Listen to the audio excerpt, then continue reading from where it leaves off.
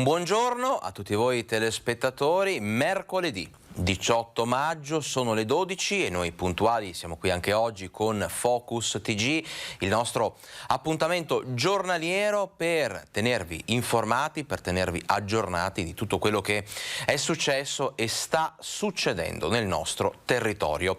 Saremo in diretta come di consueto fino alle 13:30 e oggi edizione di Focus TG ricca di collegamenti, perché fra poco andremo a Treviso per degli importanti fatti di cronaca, ci racconterà, ci ragguaglierà sull'accaduto il nostro collega Christian Arboit, e poi collegamenti con Padova per Sant'Antonio per entrare insomma nel clima di quello che saranno le celebrazioni del giugno antoniano, collegamenti anche con Bruxelles e non solo, avremo tante notizie di cronaca, di attualità, insomma restate con noi perché per quest'ora e mezza abbiamo tanto di cui parlare e adesso iniziamo subito allora con la cronaca. Sapete che il primo blocco del Focus TG è dedicato a questo, ci spostiamo nel Vicentino per parlare di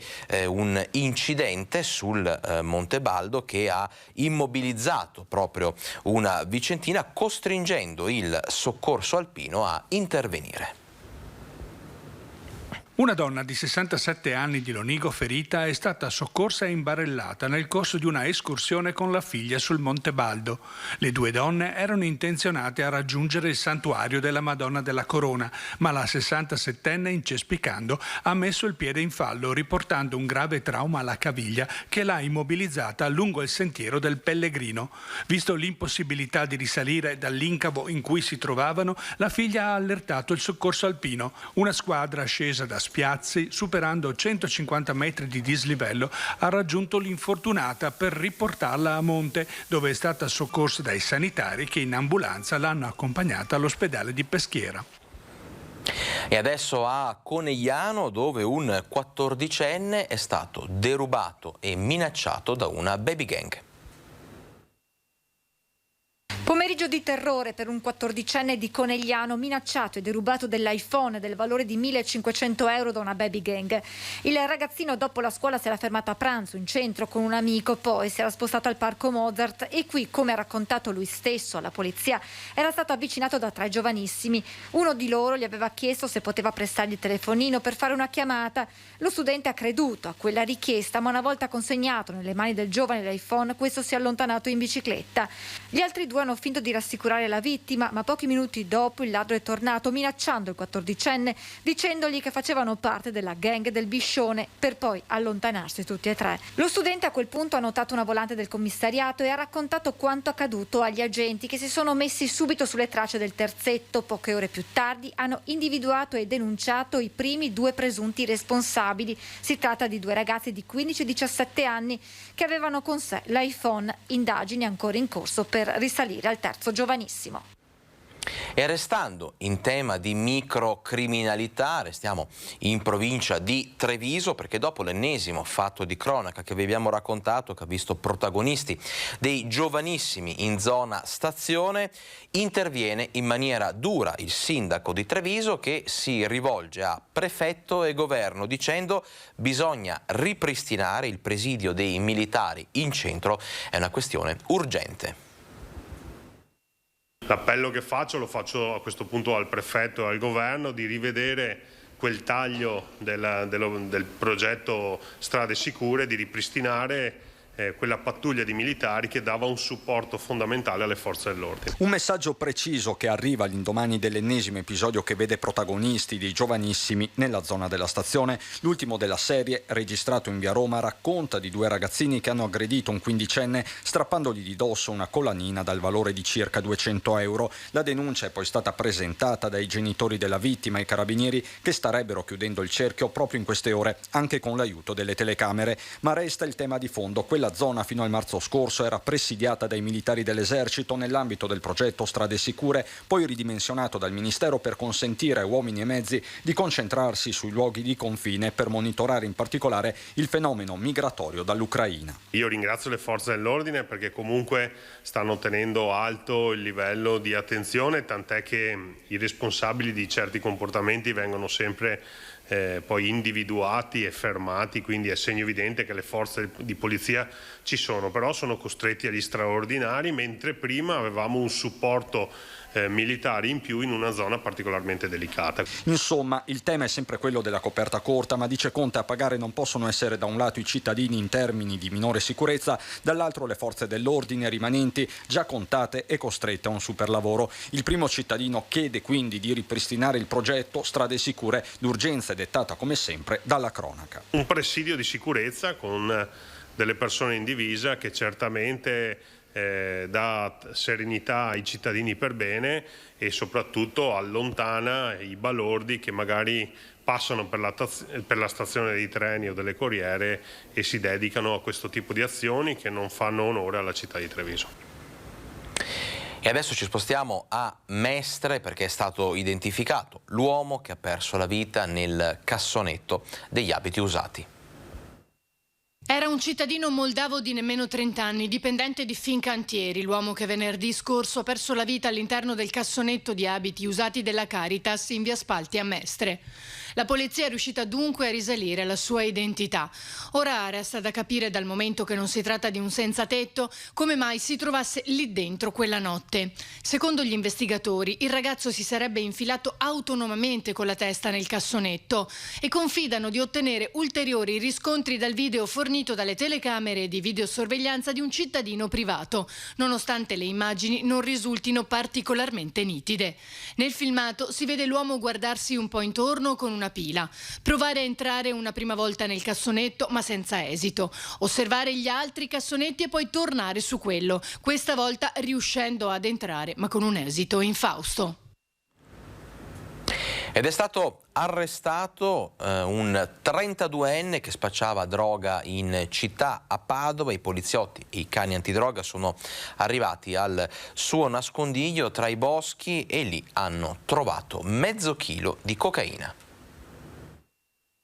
Nascondeva la droga nei boschi del Vicentino e poi veniva a spacciarla tra Padova e provincia. La squadra mobile ha arrestato un 32enne albanese fermato a bordo della sua auto durante un controllo in via dei Colli. Poggiati sul sedile passeggeri, i poliziotti hanno ritrovato alcuni panetti di hashish per un totale di oltre 2 etti. Nelle tasche invece un involucro contenente cocaina. I poliziotti da qualche giorno controllavano il 32enne dopo aver ricevuto alcune informazioni sui suoi traffici sospetti. Grazie al fiuto del cane antidroga Tarol sono tornati nell'area boschiva del Vicentino dove era stato visto aggirarsi e lì è stato recuperato circa mezzo chilo di cocaina. Sequestrati anche tutti gli strumenti per il confezionamento delle dosi, il 32enne è stato trasferito nel carcere di Verona. Un furto adesso in un cantiere a Paese, siamo in provincia di Treviso, rubate matasse di alluminio e rame, un bottino di qualche migliaia di euro. Acciaio e alluminio, metalli ricercati da sempre, ancora di più ora con l'aumento dei prezzi delle materie prime. E i ladri non si sono fatti scappare l'occasione. Blitz la notte scorsa in un cantiere a Paese.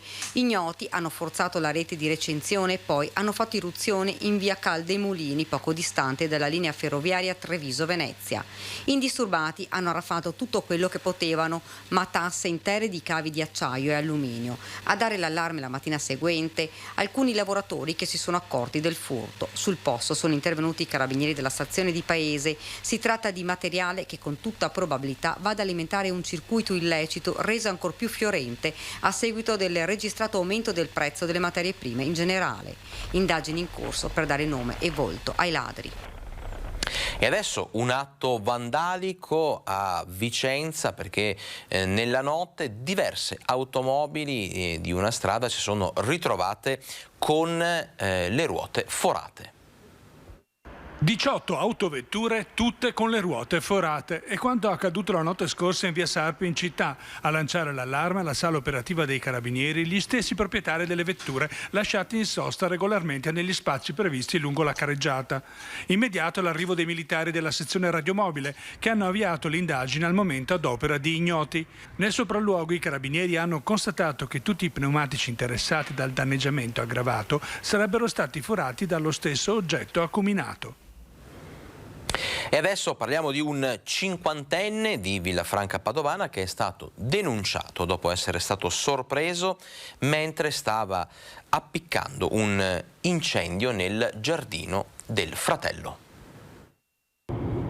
Armato di accendino stava tentando di appiccare il fuoco al quadro elettrico generale dell'abitazione del fratello. I carabinieri di Limena hanno denunciato un cinquantenne residente a Villafranca Padovana.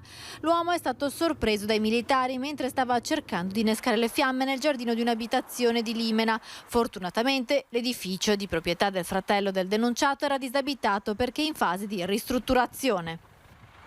E allora, fra poco ci collegheremo con Treviso per importanti notizie di cronaca e poi, come vi ho già annunciato, un collegamento da Padova per il giugno antoniano, un collegamento con Bruxelles, tante altre notizie di cronaca dal territorio, poi l'attualità, i nostri approfondimenti, insomma, tanto di cui parlare fra poco a Focus TG. Adesso pubblicità.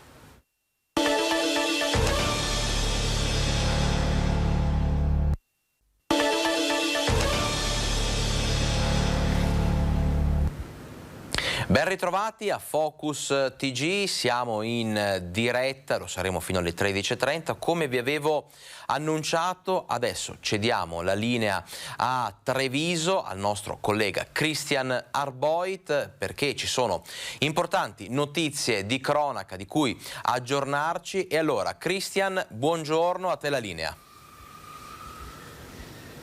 Buongiorno Alex, buongiorno a te e a tutti i telespettatori di Rete Veneta. Mi trovo qui in via Cornarotta a Treviso davanti al comando provinciale dei Carabinieri, tra l'altro davanti alla facciata recentemente restaurata di Palazzo Zuccareda. Ci sono diversi fatti di cronaca, Alex, di cui dobbiamo darvi conto oggi da Treviso. Il primo, non so se avete le immagini, sono relative ad un incidente che è avvenuto questa mattina in un agriturismo in località Vaglio di Roncade, dove un uomo classe 1934, avrebbe compiuto 88 anni fra una settimana, Franco De Marco, originario della provincia di Belluno, più precisamente di Zoldo Alto, è scivolato in un fossato davanti casa. Probabilmente letali sono state le piogge di ieri sera. L'uomo è quindi scivolato, stava passeggiando, è uscito di casa alle 9 e appunto non è più rientrato. La moglie con il figlio poi lo hanno ritrovato nel fossato. Inutili tentativi di soccorso, è intervenuto l'elicottero del SUEM 118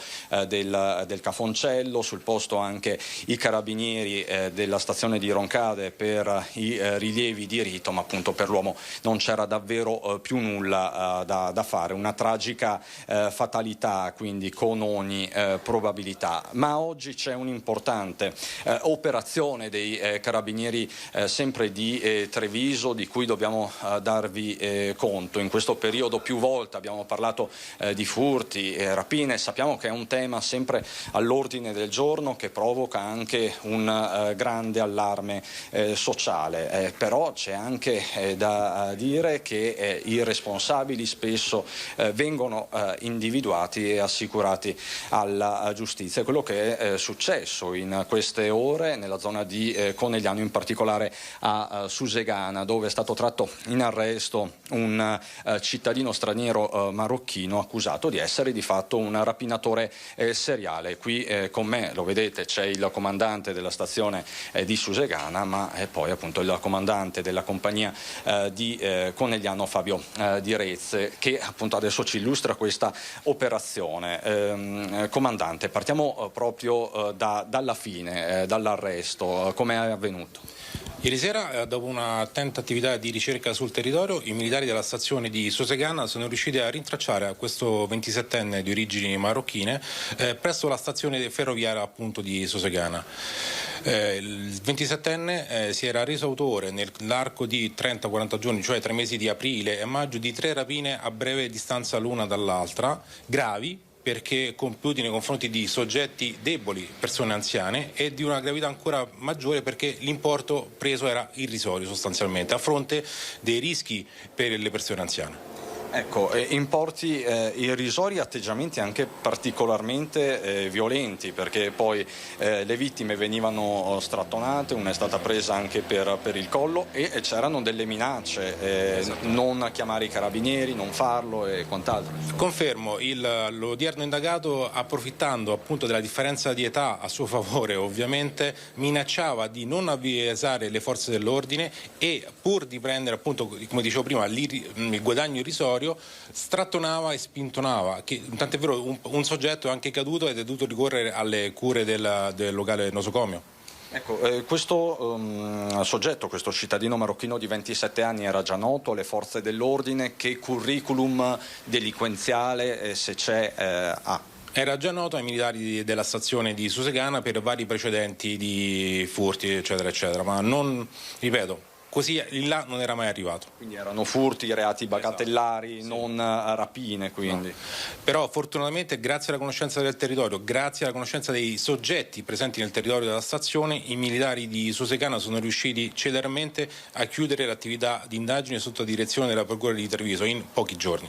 Allora, comandante, parliamo di 3 fatti specifici. Uno del 5 aprile, vittima un 65enne appunto, che è stato minacciato, poi strattonato anche qui per poco, insomma, per 10 euro. Sì, sostanzialmente sì. Poi 2 episodi, uno del 23 aprile, l'altro del 5 maggio, con protagonista in negativo purtroppo la stessa vittima, un uomo di 79 anni che è stato di fatto vessato. Esattamente, e proprio lì si capisce la gravità del fatto, perché proprio approfittando della debolezza sociale delle due persone anziane che vivevano da sole in casa, il marocchino poteva approfittarsi, era talmente sicuro di sé che andava 2 volte dallo stesso soggetto a distanza di 10-15 giorni.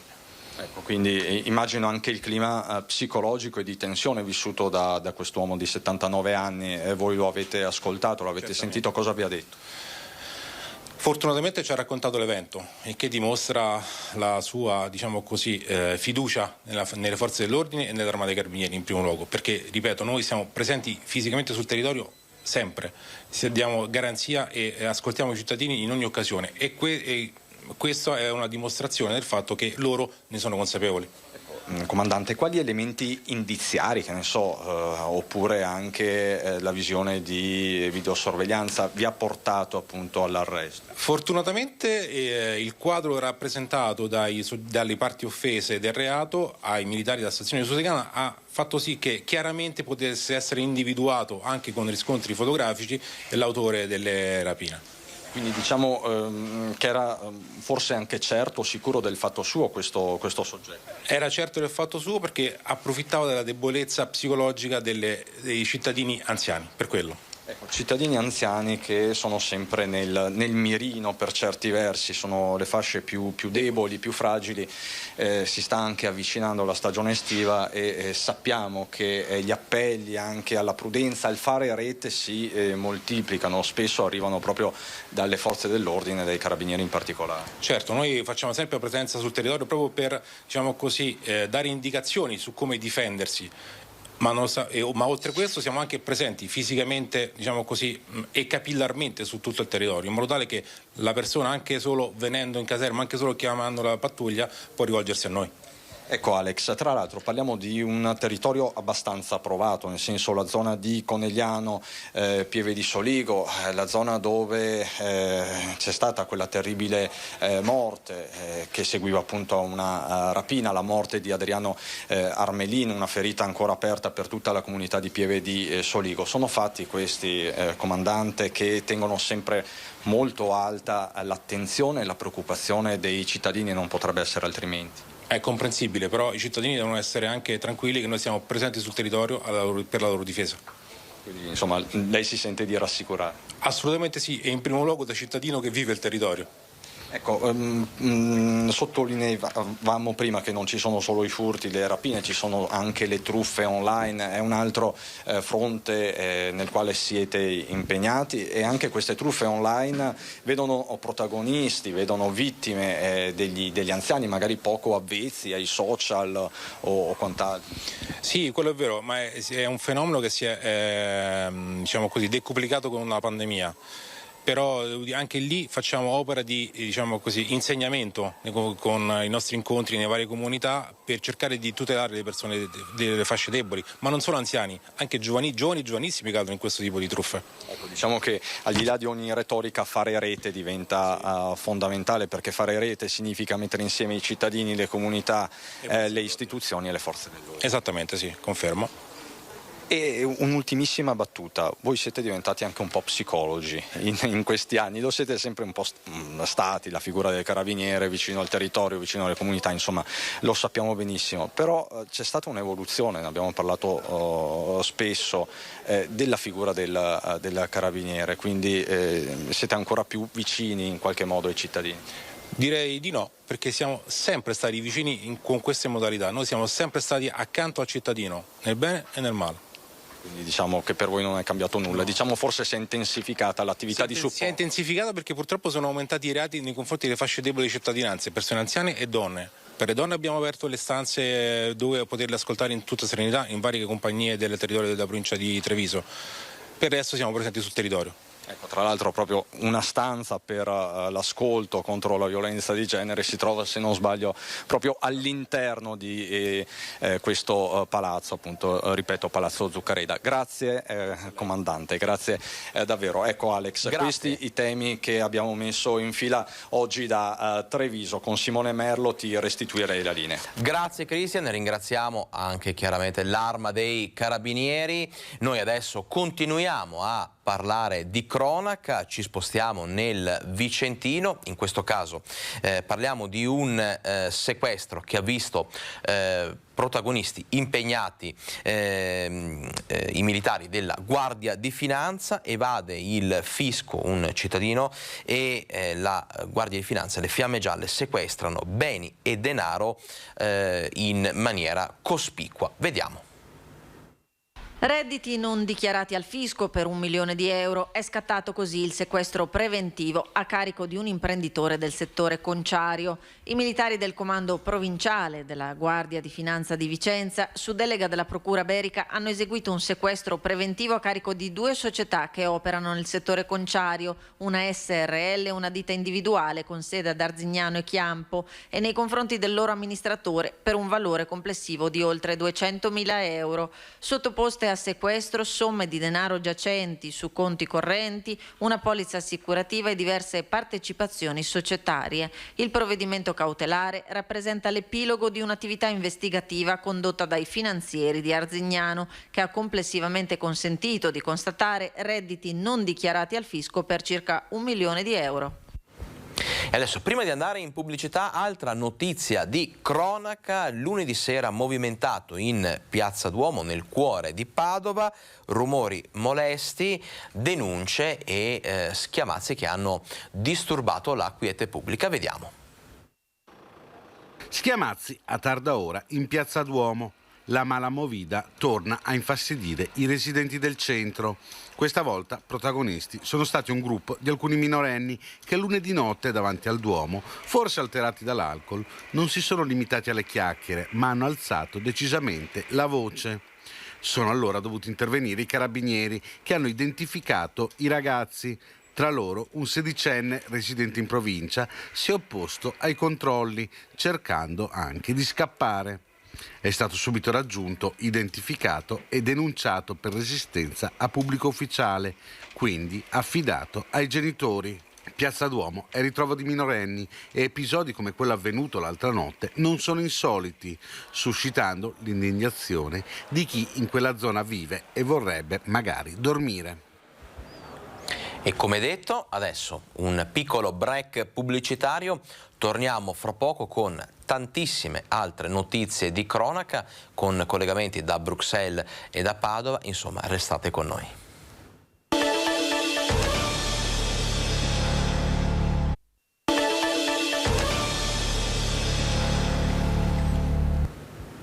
Ben ritrovati a Focus TG, sono quasi le 12:30, siamo in diretta, lo sapete, e resteremo in vostra compagnia fino alle 13:30 per un'edizione ricca di cronaca, di notizie e di collegamenti. E allora adesso noi siamo in studio, ma come vi avevo promesso ci spostiamo a Bruxelles, perché in collegamento con noi vedo pronto l'onorevole Paolo Borchia, l'europarlamentare Paolo Borchia, a cui diamo il benvenuto a Focus TG. Buongiorno onorevole. Buongiorno a voi e grazie per l'invito. Onorevole, mi piacerebbe dedicare questi minuti per andare ad approfondire così diversi temi di stretta attualità, magari, visto che ne abbiamo parlato tanto anche nei giorni scorsi, andando anche a sentire la sua opinione in merito alle polemiche che hanno investito il mondo degli alpini, insomma, per le presunte molestie verificatesi a Rimini durante la Dunata nazionale. Insomma, tanti esponenti politici hanno preso una posizione netta, chi da una parte e chi dall'altra. Qual è la sua opinione in merito? Sinceramente penso che al di là di dividerci come al solito in tifoserie come facciamo in Italia, la cosa più seria da fare è accertare quello che effettivamente è successo. Da un lato non minimizzando nulla, però dall'altro lato neanche andando ad attivare la macchina del fango su un corpo glorioso come quello degli alpini. Allora, lo sappiamo tutti che alla Dunata nazionale degli alpini partecipano migliaia e migliaia di persone. Quando i numeri sono grandi è normale che in una folla così composita, così numerosa, ci possa essere anche qualcuno che non si comporta bene. Allora, lungi dal minimizzare, però sinceramente leggendo quanto hanno scritto Repubblica, il Corriere, la Stampa, io, scusate i termini, ma sono anche abbastanza schifato, perché questo non è fare l'informazione, qui è solo cercare di fare polemica per vendere qualche copia in più. Dall'altro canto faccio un ragionamento molto semplice che condivido con quanti ci seguono da casa. Se a nostra moglie, alla nostra fidanzata, alla nostra figlia venisse rivolto un fischio, penso che a tutti noi darebbe fastidio. Però mi pongo anche la domanda, ma una molestia fino a che punto arriva?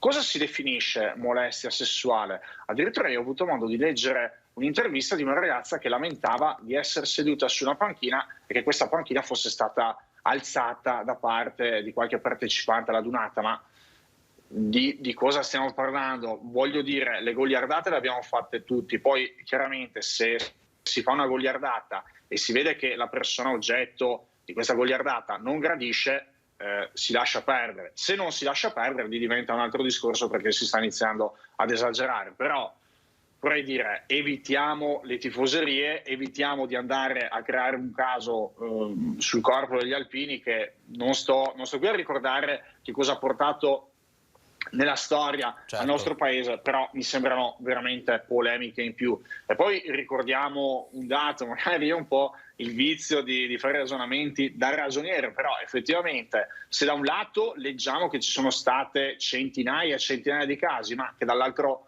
canto c'è stata una sola denuncia sporta, adesso vabbè che in Italia ci sono 90 giorni di tempo per sporgere querela, però oggettivamente c'è qualcosina che non va se una persona sola su centinaia di casi va a denunciare. Poi quando si va alla stazione dei carabinieri e si denuncia, poi lì bisogna iniziare ad essere precisi, bisogna essere in grado di rispondere alle domande, per cui oggettivamente questi sono dati che a me fanno pensare. Però, ripeto, non sottovalutiamo nulla. Se qualcuno ha fatto il cretino, se si è comportato male, se è andato ad infrangere la legge, è giustissimo che sia punito, senza però andare a tirare in mezzo tutto il corpo degli alpini.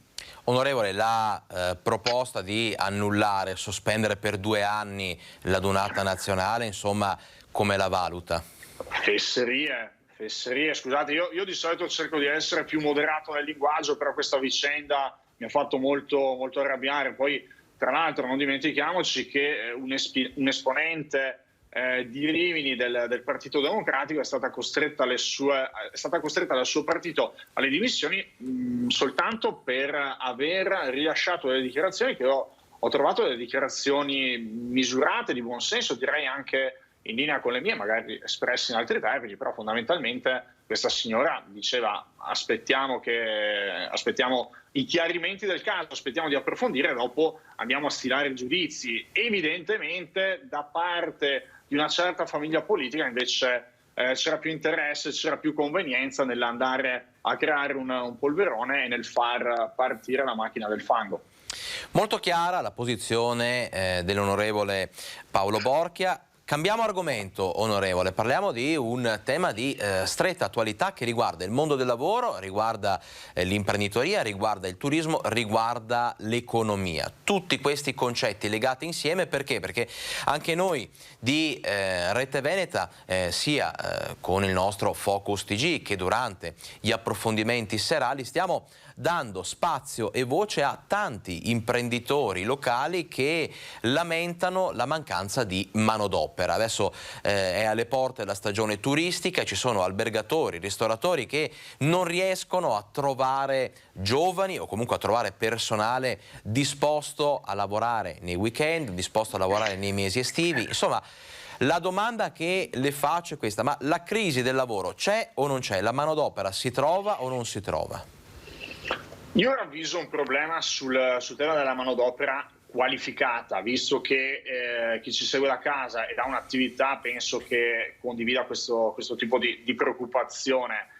Leggevo un'indagine che è stata pubblicata nei giorni scorsi dove veniva suddivisa la popolazione studentesca italiana. Effettivamente vediamo che c'è ancora un certo squilibrio tra gli studenti che si iscrivono ai licei e quelli che ad esempio si iscrivono agli istituti tecnici. Adesso chiaramente io a monte di questo ravviso anche un problema culturale da parte delle famiglie, perché a tutti noi piacerebbe magari avere il figlio commercialista, il figlio avvocato, il figlio dirigente, però oggettivamente la realtà del nostro tessuto economico è una realtà diversa, per cui a me farebbe piacere che nei prossimi anni ci sia un riequilibrio per quanto riguarda la scelta dei percorsi di studi. Poi chiaramente andrebbe anche migliorata la comunicazione su quelle che sono le opportunità lavorative che offre il nostro territorio, però alla base di questo, più che un problema numerico, vedo proprio un problema di qualità della manodopera. Cito un altro dato, con alcuni colleghi della Lega siamo molto impegnati nella promozione ad esempio degli ITS, gli istituti tecnici secondari, che sono dei percorsi di studio normalmente biennali che vengono proposti dopo le scuole superiori. Allora, questo è un tipo di percorso che in Italia intraprendono soltanto poche migliaia di studenti. In Germania, in base ai numeri che abbiamo 600.000 studenti che invece fanno questa scelta. Cosa vuol dire? E vi faccio anche un esempio pratico, ad esempio con il consigliere regionale Rigo, con la vicepresidente De Berti, si sta lavorando sullo sviluppo dell'ITS dedicato al mondo del legno, uno dei comparti tradizionali dell'economia della pianura veronese che negli ultimi anni qualche problemino l'ha attraversato. Adesso si sta facendo un lavoro di rilancio del settore che però parte dalla formazione di questi ragazzi. Fondamentalmente a pochissime settimane dal lancio dell'iniziativa ci sono già diverse decine di iscritti, per cui serve anche inventiva, serve anche andare, come dire, ad essere creativi nel proporre soluzioni nuove, per cui insegnare a questi ragazzi un lavoro nuovo è un punto assolutamente doveroso, un punto assolutamente utile. Poi chiaramente ogni settore fa storia a sé, ad esempio nel settore della ricettività, nel settore della ristorazione, uno degli elementi ostativi principali è il fatto che purtroppo tanti ragazzi preferiscono avere il weekend libero, purtroppo, per fortuna, poi dipende dai punti di vista, però oggettivamente e specialmente nei primi anni di una carriera lavorativa io penso sempre che bisogna essere disposti a sopportare anche qualche sacrificio in più. Io stesso ho fatto l'operaio per pagare gli studi, per pagare l'università, i primi anni post studi, per cui fondamentalmente se poi si ambisce a costruire anche un percorso diverso, però io ritengo sempre che farsi le ossa e fare la gavetta sia un elemento assolutamente indispensabile. Altro tema è quello del comparto dell'agricoltura. Anche in questo caso le associazioni lamentano il fatto che il decreto flussi prevede dei numeri troppo risicati in base a quelle che sono le esigenze del settore. Però in questo caso, a mio modo di vedere, ci sarebbe da colmare un vulnus, perché purtroppo anche da parte dei cittadini che arrivano dai paesi terzi, cittadini extracomunitari, ci sono ancora delle sacche di disoccupazioni dalle quali bisognerebbe andare a pescare. E in conclusione, sicuramente il fatto che ci sia uno strumento che, come il reddito di cittadinanza, che è nato con un fine nobile, ma che agli effetti pratici si è dimostrato molto disastroso per quanto riguarda le possibilità di occupazione, ecco, se si attua uno strumento sbagliato e poi non si riesce a correggere in tempi decenti, allora proprio non ci siamo. Onorevole, in chiusura 30 secondi, giusto, voglio un suo parere. Velocissimo. Lei giustamente ha parlato, insomma, commentando questo tema della mancanza di manodopera, dando la sua visione dei fatti. Le chiedo, chi dice che invece i giovani vengono pagati poco ed è per questo che non vanno diciamo a accettare con piacere i lavori stagionali per turni massacranti e stipendi troppo bassi, il suo punto di vista su questo argomento qual è? Bisogna conoscere la situazione settore per settore, perché ad esempio chi ottiene una laurea in ingegneria è fortemente tentato di trovare il primo impiego all'estero, perché purtroppo lo stipendio di ingresso nel mercato del lavoro di un ingegnere in Italia è molto più basso rispetto a quanto succede ad esempio in Austria o in Germania. Cito l'esempio degli ingegneri perché questo ritengo che sia un caso di scuola. Poi magari il fatto che ci sia poca propensione per il sacrificio è un altro elemento.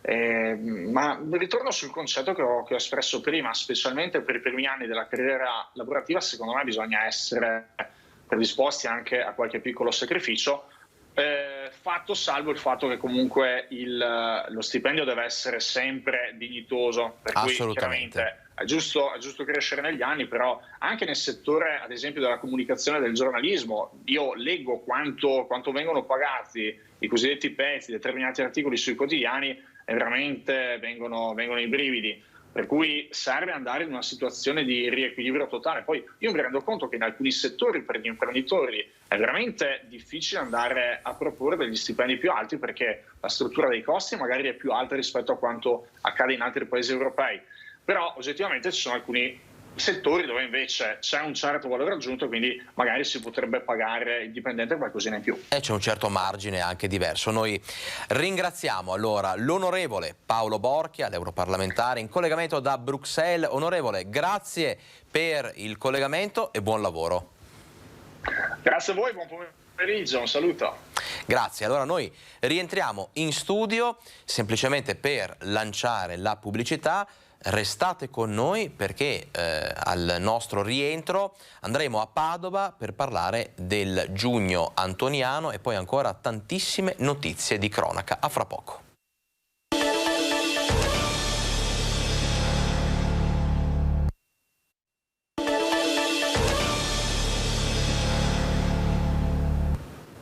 (12:45), ben ritrovati a Focus TG. E allora si avvicina il mese di giugno che per Padova è indissolubilmente legato alle celebrazioni di Sant'Antonio. Noi ne parliamo adesso in compagnia della nostra collega Chiara Gaiani in collegamento proprio da Padova per parlarci del Giugno Antoniano. E allora Chiara, buongiorno, a te la linea.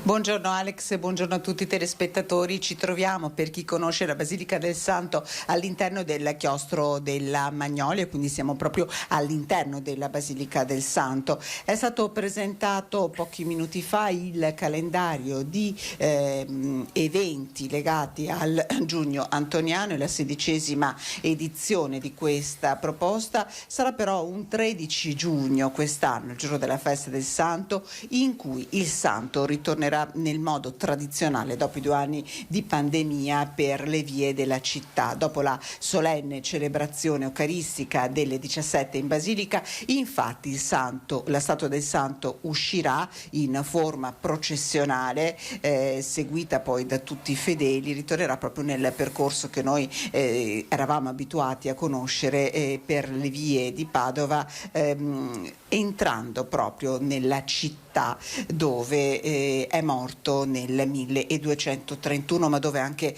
è vissuto, dove ha predicato lungamente.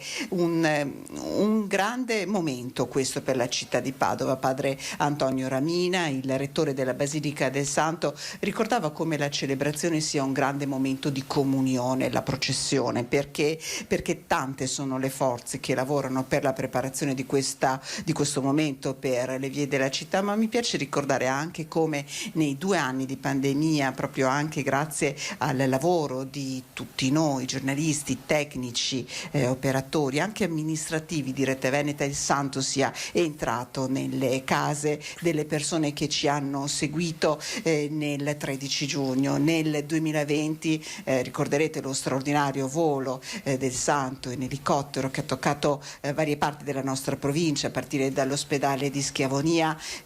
Ha ricordato proprio padre Giancarlo Zamengo, il direttore generale del Messaggero, con le straordinarie emozioni che abbiamo vissuto. Io tra l'altro ho avuto, ve lo dico, insomma, ve lo racconto, un momento proprio di grande emozione quando ha parlato di questo padre Giancarlo, perché ero a Schiavonia, ho visto l'elicottero scendere e ricordo come fisicamente era proprio presente il Santo in mezzo a noi in quel momento molto difficile. Nel 2020 non sapevamo che cosa ci sarebbe accaduto, era un momento di grande incertezza. Poi nel 2021 lo straordinario pellegrinaggio della reliquia dell'avambraccio di Antonio, che dal Santuario della Salute a Venezia con il patriarca Moraglia è stata accompagnata proprio qui, dove è rimasta la venerazione dei fedeli per una settimana. Ecco, momenti straordinari. Quest'anno ritorna appunto la processione del Santo e se mi permetti aggiungo un piccolo preambolo per il giorno precedente, domenica 12 giugno, perché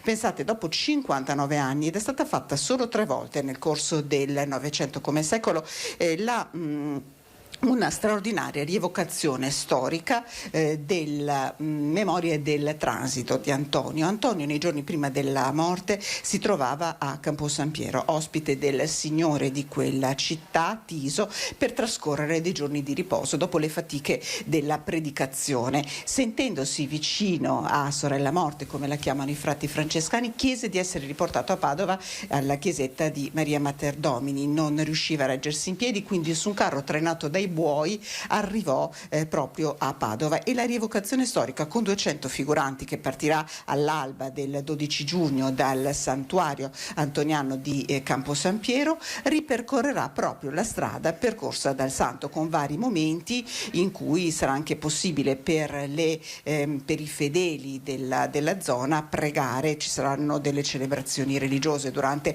il tragitto che toccherà alcuni comuni dell'Alta Padovana, Campo San Piero Borgorico, Campodarsego, Cadoneghe, per poi arrivare a Padova. E ci raccontavano appunto durante la presentazione degli eventi del Giugno Antoniano come questa rievocazione storica sia stata fortemente voluta dalle comunità dell'Alta Padovana, e questo è davvero il senso di quanto i cittadini, di quanto tutte le persone di Padova, ma non solo, perché sappiamo come la fede in Sant'Antonio sia davvero internazionale, siano legate a Sant'Antonio, e il 13 giugno è davvero il giorno del Santo in cui tutti hanno qualcosa da chiedergli.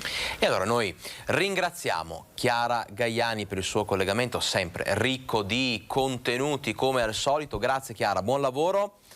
Noi da Padova rientriamo. Grazie Chiara Gaiani, da Padova rientriamo in studio per continuare la nostra pagina di cronaca. Torneremo fra poco a parlare di Padova, perché la città si sta preparando all'arrivo del Presidente della Repubblica, Sergio Mattarella, previsto per domani. Adesso però diamo un aggiornamento su una questione che avevamo sollevato ieri proprio durante il nostro Focus TG. Vi abbiamo parlato dello sfregio alla Basilica Basilica Palladiana del Redentore a Venezia. Ebbene, gli investigatori, diamo questo aggiornamento, sono sulle tracce di almeno 3 presunti colpevoli. Vediamo.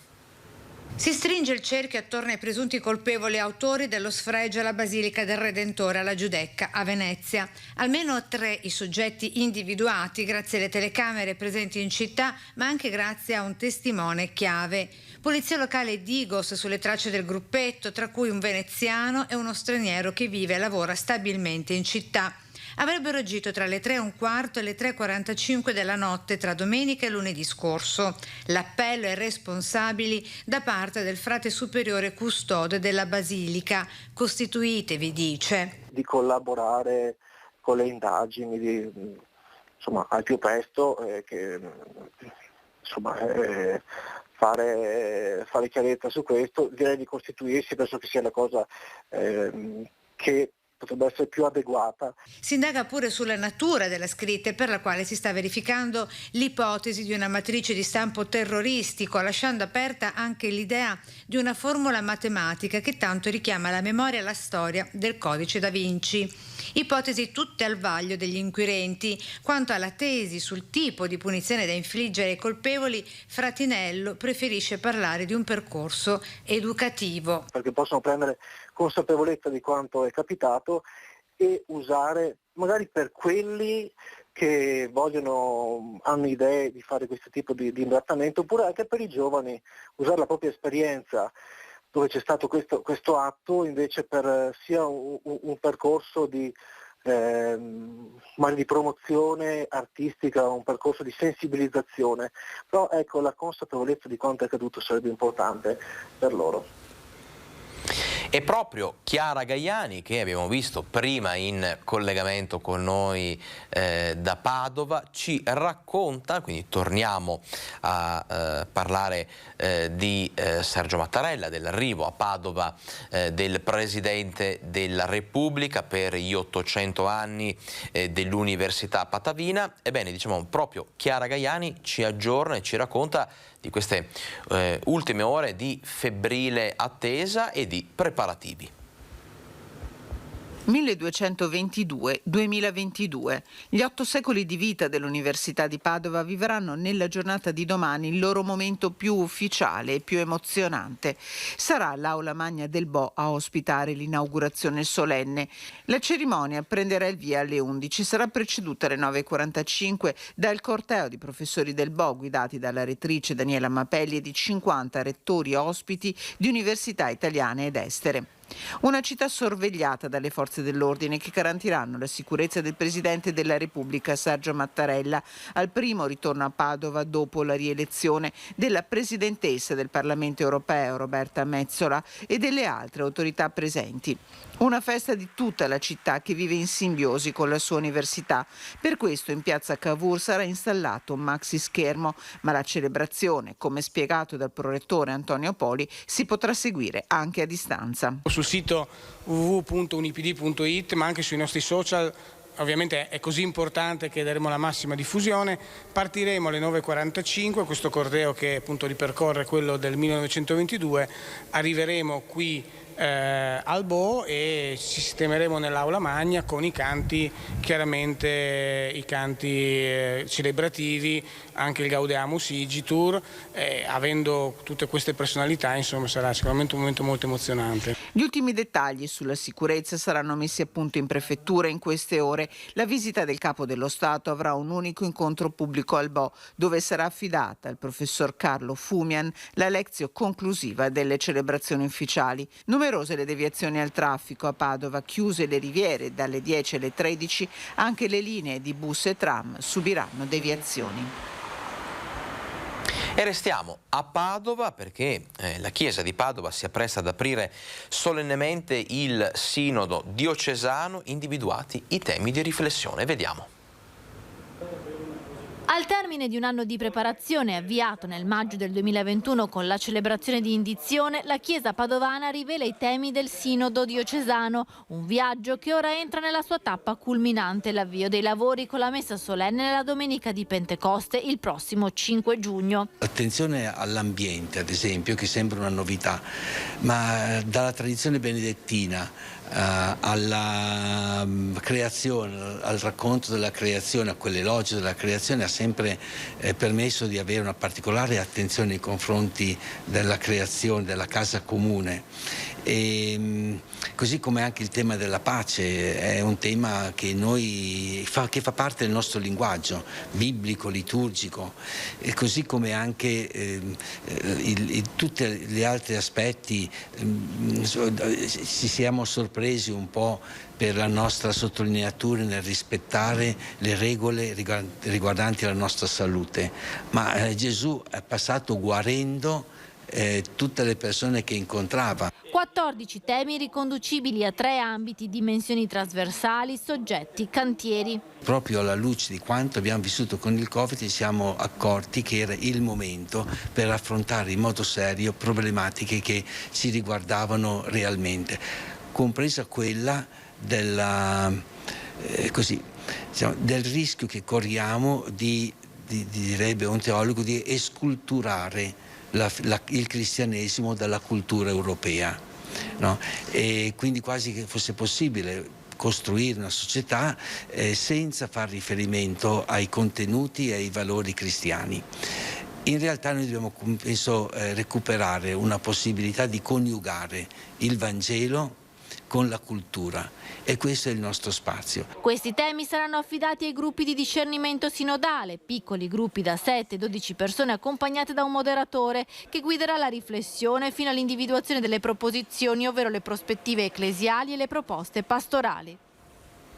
E adesso apriamo la parentesi sulla sanità in Veneto e torniamo a segnalare problemi e disorganizzazioni all'interno dell'ULSS 7 Pedemontana del direttore generale Carlo Bramezza, segnalazioni che ci arrivano direttamente dalla voce dei cittadini, dei pazienti. Adesso vedrete e ascolterete le parole di una cittadina, di una paziente di Bassano che rischia di perdere la vista, eppure all'ospedale di Bassano la lasciano in attesa. Vediamo. Un problema di salute urgente che necessita di visita e controlli perché la signora Luisa rischia la vista, rischia che tutto il tempo perso in attese e lungaggini possa trasformare il suo problema in un tumore.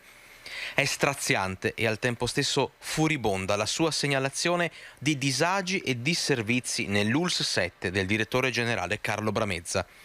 Al centro della polemica ancora il San Bassiano, ancora per liste d'attesa infinite e pazienti che peggiorano. L'odissea inizia fin dalle prime telefonate al CUP. Ecco cosa si è sentita dire la signora Luisa. No, e ha da andare dal suo dottore condotto, ha da farsi fare un'impegnativa e andare al CUP a prendersi l'appuntamento. Scusa una roba. Mega dito il dottore che venga su subito per far visionare, per vedere che non che sia sotto un ematoma, un tumore o qualcosa. Perché questo problema, anche perché so di perdere la vista. No, ma ascolta, Guido, ma se mi so Dio, no, a vaga dove che a voi, perché mi così se è la situazione, mi non so dire altro, ma caso tu uso il telefono. Mi so stufa perché che ne ho paraso e so sempre di operare ne su con quell'ospedale. Che ho detto sul reparto, se ricorda bene che se ho un tumore, che se devo andare avanti un tumore nel cervello, ma siamo di scherzare? Ma se mi è dito di andare su subito perché ho un problema anche grave, ho una pupilla che se vedi ha da passare fuori l'occhio, anche perché mi manca la vista. Siccome che mi sono veramente stufa perché so di passare di tutti i colori, con i miei genitori, come i suoceri, ho da fare un attacco a mio suocero entro 30 giorni, è 3 mesi che sto aspettando un attacco a un vecchiotto di 88 anni. Ma basta, veramente, cioè, adesso vengo a chiamare perché sono proprio stufa. Siamo pazienti, non siamo numeri, va bene? E mi metto sulle mani queste persone anziane che dico, mi suocero, entro 30 giorni l'attacca. È 3 mesi che sto aspettando un attacco al cervello a mio suocero. È una vergogna, hai 88 anni. Pare che mi ha fatto passare di tutti i colori perché ho bisogno di come marito cardiopatico, come suoceri tutti due, come mamma e mio papà tutti due, ma ogni volta una roba del genere, ma basta. Sicuramente una testimonianza forte, l'ennesima testimonianza forte che arriva dal territorio. Adesso però ci prendiamo 2 minuti di pubblicità, torneremo fra poco con tante altre notizie, con l'attualità, con i nostri approfondimenti, insomma in diretta fino alle 13:30 in vostra compagnia. A fra poco.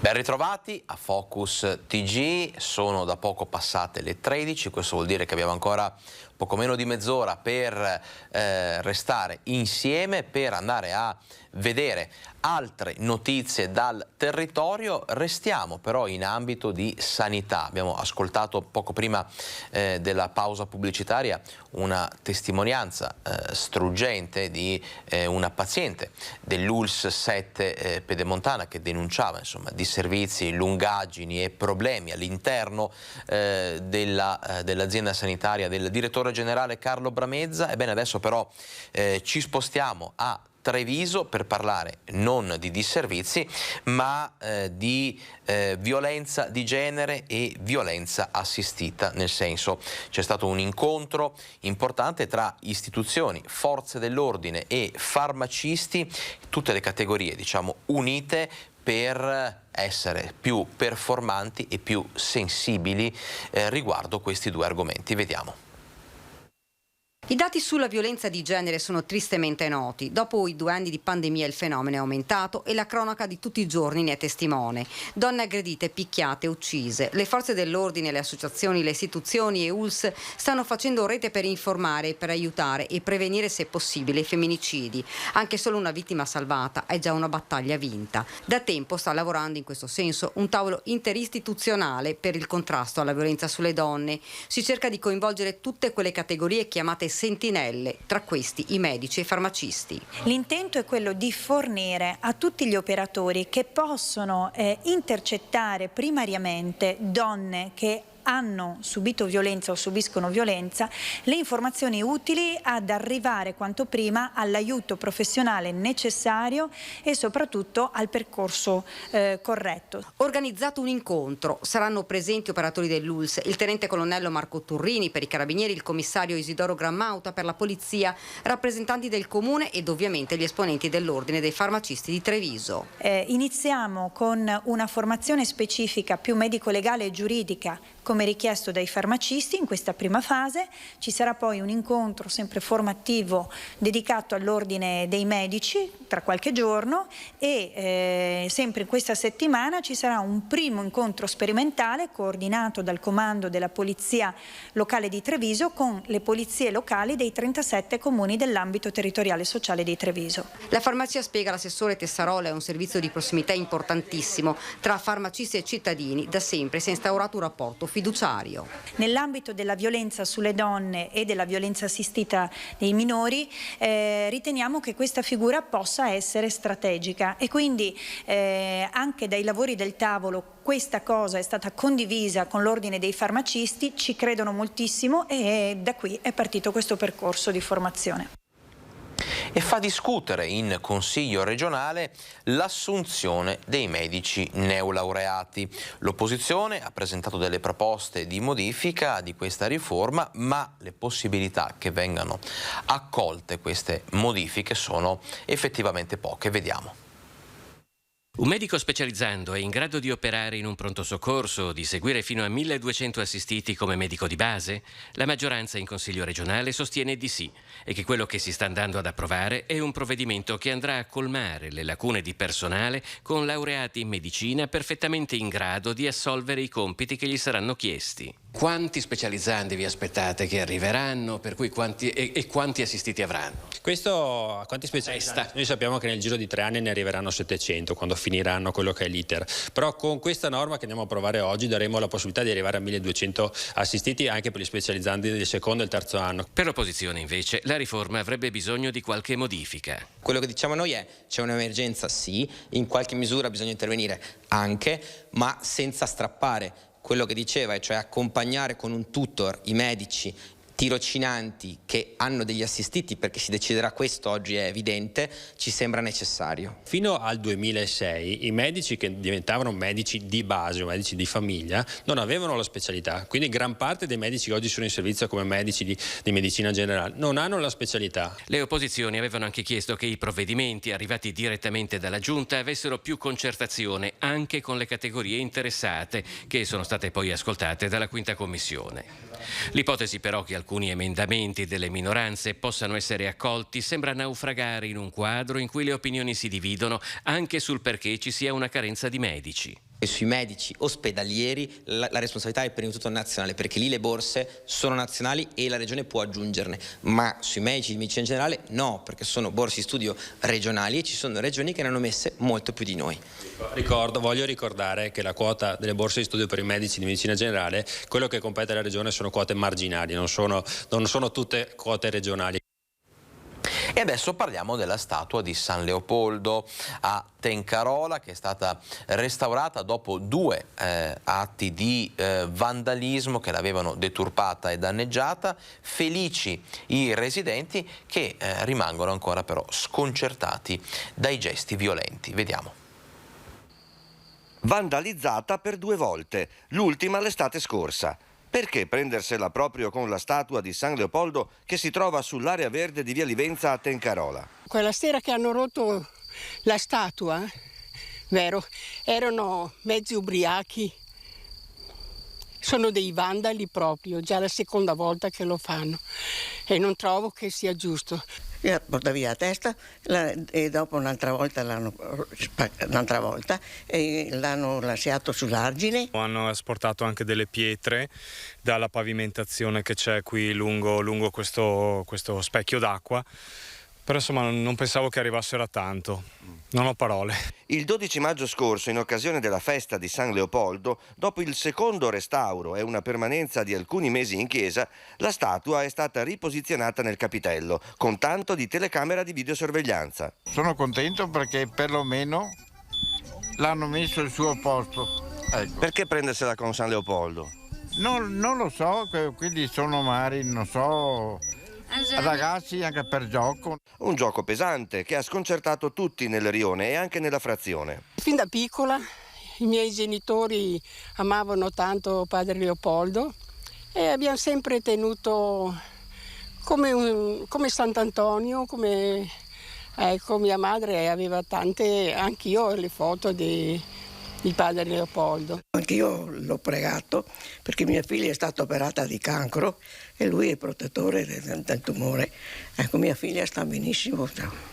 Quasi di certo San Leopoldo a questi vandali ha già inviato una sua speciale assoluzione, ma resta il fatto, anche parlando con altre persone di questo rione a Tencarola, è che prendersela con le statue dei santi è diventato ormai un segno di decadenza culturale, prima ancora che morale. Ma alla fine il bene vince sempre sul male. In risposta ai 2 vandalismi, il restauro della statua è stato offerto gratuitamente da una parrocchiana di Tencarola, restauratrice professionista. E adesso ci spostiamo a Treviso, boom di visitatori per la mostra di Canova, ma bar e negozi la domenica o la sera insomma sono rimasti chiusi, quindi è nata un po' di polemica. La proposta del sindaco di Treviso di modificare gli orari di apertura è stata accolta da Ascom, che si dice spiazzata un attimino dal successo della mostra, ma disponibile a rimodulare il piano degli orari. Vediamo. La tempistica deve essere immediata. Siamo stati presi tutti di sorpresa, chi ha organizzato per primo, perché davvero l'effetto è stato importantissimo e noi prontamente ci mettiamo subito subito al lavoro e subito a confronto. I tempi sono strettissimi, ma credo che vada considerato almeno per alcune attività più prossime a quella sede lì, insomma. Subito al lavoro per risolvere la situazione, forse già anche dal prossimo weekend. C'è una mostra di successo da sostenere, una città che torna a riempirsi, e le parole di ieri del sindaco Mario Conte, spiace vedere 300 metri di coda davanti a un museo e nessun bar aperto, non cadono oggi nel vuoto. Ascom ammette che il boom del weekend ha sorpreso per prima proprio la categoria, ma raccoglie l'appello. Ringrazio il sindaco Conte per l'invito che fa e su questo sarà l'occasione subito di condividere, perché è chiaro che questi sono servizi. Confronto da attivare subito con gli associati e con il museo, dalle aperture serali a quelle domenicali nella zona del Bailo. Eventuali orari, eventuali modalità diverse di fruizione, tempi più lunghi la sera, credo che vada incontro alle esigenze anche di una città che pian piano si sta ripopolando. Ne parleremo tra di noi e soprattutto ne parleremo tra di noi con il museo per condividere, perché probabilmente alcune serate possono essere organizzate, capire gli orari nei weekend e durante la settimana che possono avere delle fruizioni diverse. Anche le pause pranzo possono essere in alcuni giorni considerate in maniera diversa. Resta però un grosso ostacolo chiamato carenza di personale, un problema che costringe alcuni bar, anche a Treviso, a organizzare orari ridotti, esattamente il contrario di quanto è necessario fare ora. Tante le concause, una sola l'esigenza. C'è bisogno di interventi a monte, di interventi strutturali che riportino, ma non solo i nostri giovani, quelli che erano i nostri collaboratori, a tornare ad lavorare in un settore che è sicuramente particolarmente impegnativo, perché certo si lavora la sera, certo si lavora nel fine settimana, ma che deve trovare delle soddisfazioni che in questo momento evidentemente mancano. Il numero 1 di Ascom però chiede agli esercenti un sacrificio in più per far partire la stagione nel migliore dei modi. Per questo è cruciale nelle prossime ore coordinarsi e preparare un piano. Considerato tutti questi aspetti, al lavoro subito. Sul tema però diversa la valutazione di Veneto Imprese Unite, che dice: le nostre attività commerciali non sono come degli interruttori che si possono accendere e spegnere a piacimento, serve tempo per organizzarsi. Le nostre aziende non sono degli interruttori, non si possono chiudere, non si potevano chiudere con un decreto legge dall'oggi al domani negli ultimi 2 anni, e ora allo stesso maniera non si possono accendere semplicemente perché viene inaugurata una mostra. Troppo facile dire aprite con uno schiocco di dita. Veneto Imprese Unite entra nel dibattito su bar e locali chiusi nella domenica boom per la mostra su Canova, mettendo in primo piano un aspetto chiave: la programmazione a lungo termine. Mettere in piedi un processo, ad esempio per alcune aziende familiari, in cui devi andare a coinvolgere personale e andare ad assumere forza lavoro per poter sostenere aperture 7/7 non è così automatico, non è così veloce, e bisogna dare del tempo a queste aziende perché entrino in questo meccanismo, e soprattutto bisogna dargli un progetto che vada oltre la mostra. Altro punto da non sottovalutare, secondo Penso Aiello, la questione generazionale che investe attività di famiglie storiche. Nonostante siano l'eccellenza della ristorazione trevigiana, hanno magari dall'altra parte avuto problemi a compiere questo gap, a colmare questo gap generazionale, e quindi non sono in grado di rispondere alle esigenze del nuovo mercato, un mercato di turisti. Di fondo resta sempre il problema, un organico da rimpolpare cercando soluzioni. In questi giorni Veneto Imprese Unite si confronterà con alcuni parlamentari del territorio, a cui presenteremo una bozza di emendamento per aiutare le aziende appunto a reperire personale e invogliare le persone a tornare a lavorare nella ristorazione.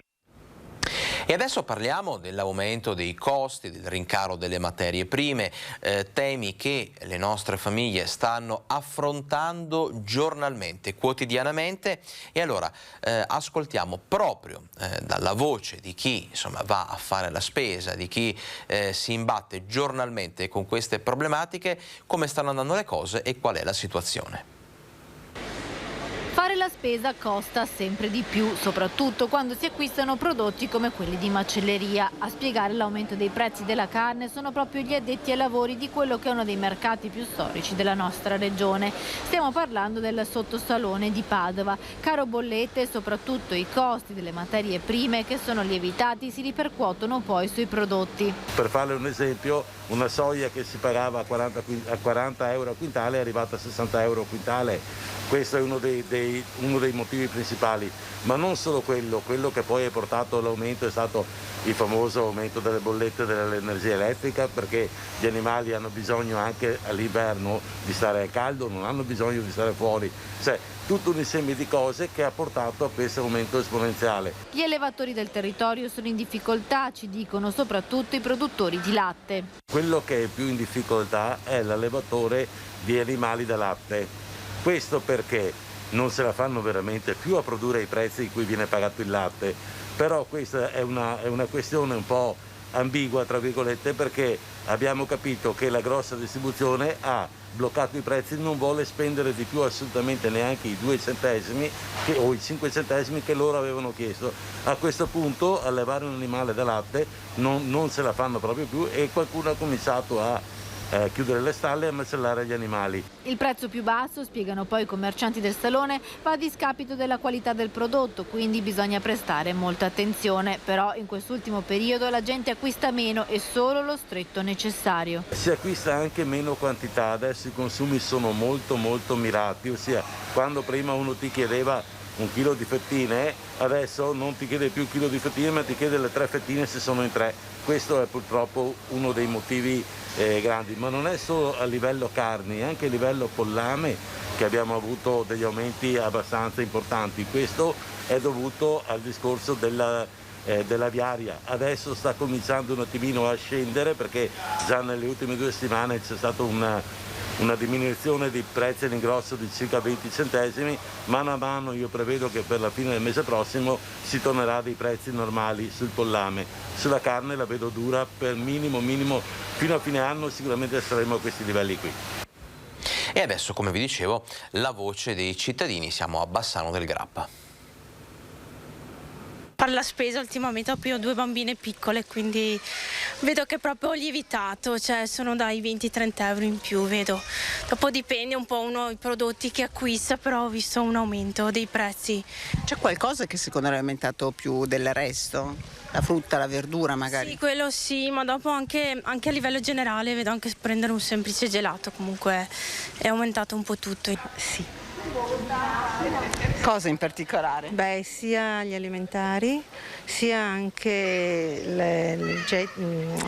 per l'igiene, diciamo, personale.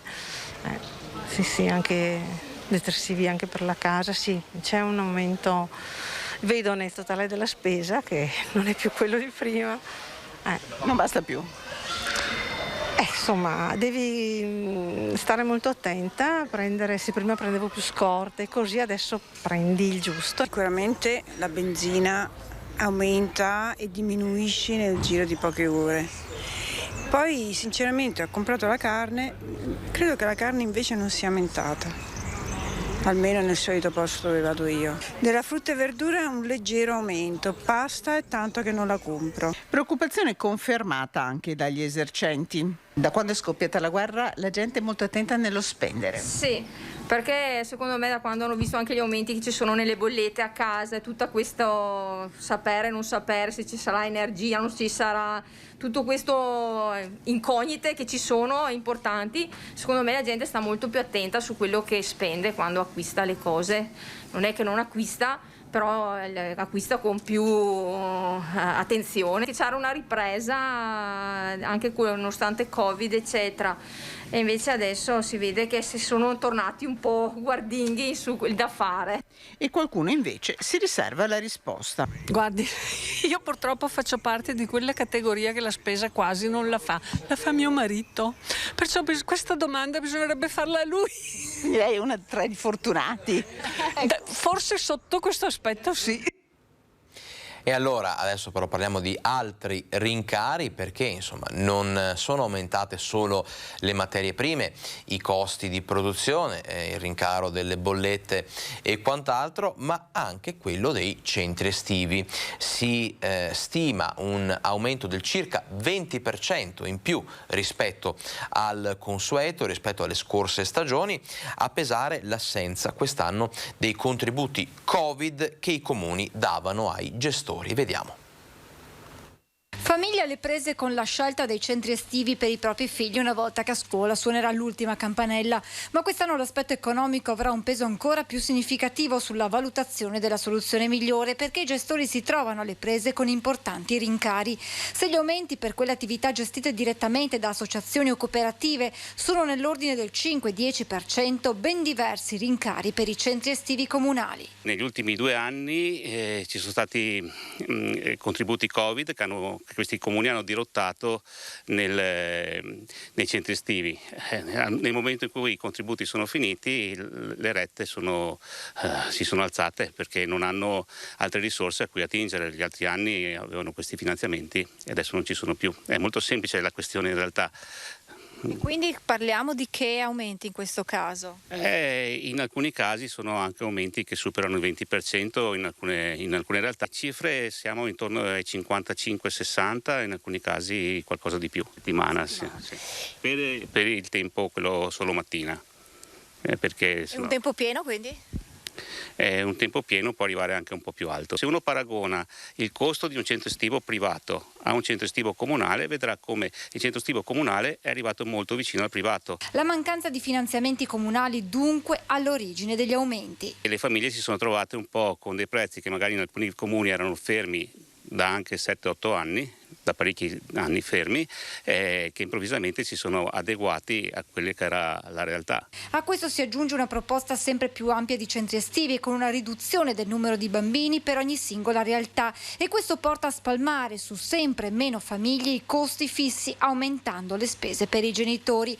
Tra le voci che hanno un impatto maggiore sui rincari, quella delle mense. Un aumento notevole che abbiamo registrato è quello delle mense. Le mense dei centri estivi sono molto più alte, sono passate da una media intorno al 4-4,5 a 5,5-6 euro a pasto. A preoccupare i gestori c'è anche un altro aspetto: mancano animatori, ne servirebbero 200 per questa stagione estiva, all'appello ne mancano più della metà. Si trovano sempre meno animatori, tra l'altro questo è un altro problema.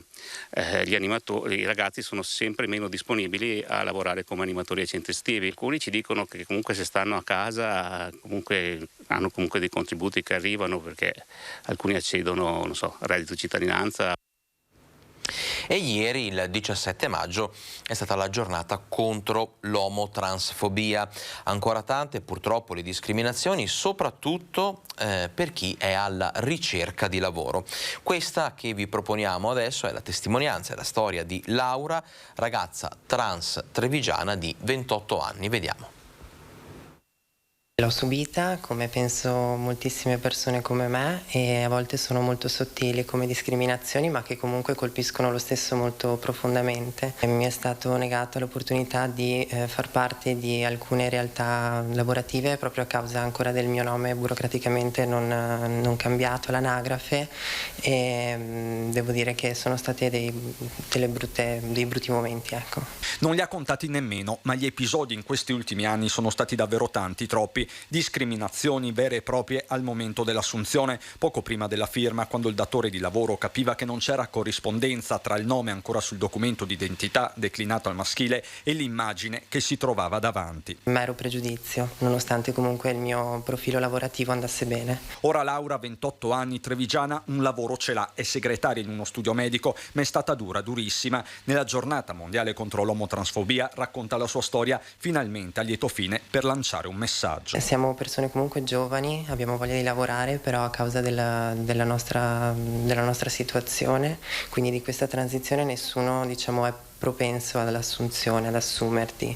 Sono molto bravi a parlare bene, però poi alla fine non fanno mai il passo più lungo di quello che è. Laura ha iniziato la sua transizione di genere 2 anni fa, percorso prima psicologico e poi medico. Sono nata una seconda volta, dice, prima di rivolgersi a chi, come lei, è nato in un corpo che sente estraneo. Ai giovani dico di trovare il coraggio, assolutamente, perché ne vale la pena, ne vale sempre la pena trovare il coraggio per essere se stessi. Intanto a Treviso prosegue il Festival Cupido, 10 giorni dedicati ai temi dell'uguaglianza e dei diritti civili.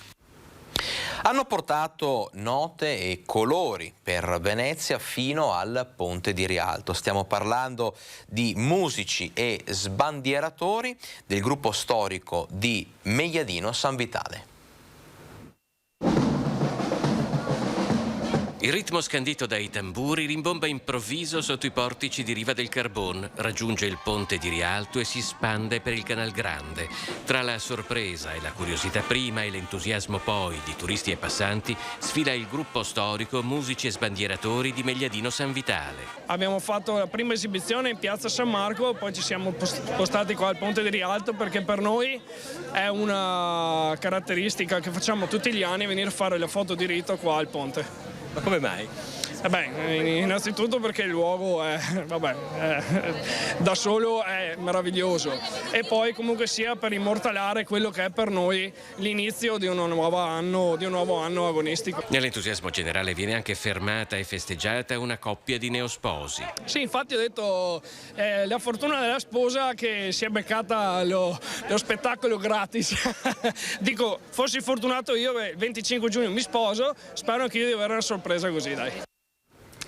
E allora da musiche, note e colori a Venezia, adesso ci spostiamo a Vallà di Riese Pio X, anche qui un paese colorato, e anzi che si sta colorando con murales, con street art che vuole inserirsi all'interno di percorsi culturali tra Castelfranco e Asolo. Vediamo.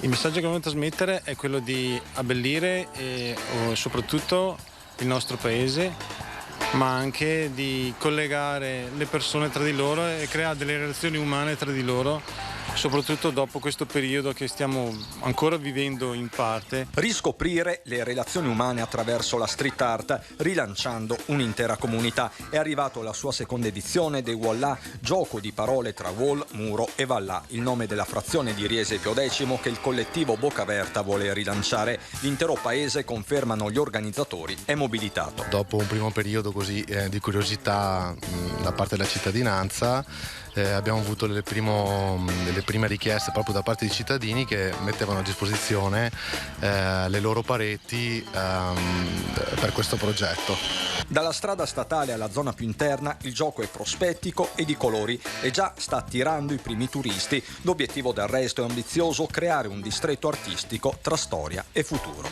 Per noi è interessante ed è l'obiettivo che stiamo puntando, è quello di creare proprio un museo a cielo aperto gratuito. Questo è un aspetto a cui ci teniamo molto, che possa appunto essere da punto intermedio tra Castelfranco, col Giorgione, oppure al Tivole, la Tomba Brion, la Gipsoteca di Possagno. I prossimi step saranno un festival che verrà organizzato ad inizio luglio qui a Vallà e una parete che noi chiamiamo la collettiva, in cui per la realizzazione della quale chiameremo a raccolta chiunque vorrà partecipare, sia che sia del comune di Riese ma anche no, per lavorare insieme a questa parete collettiva che andremo a svelare nelle prossime settimane.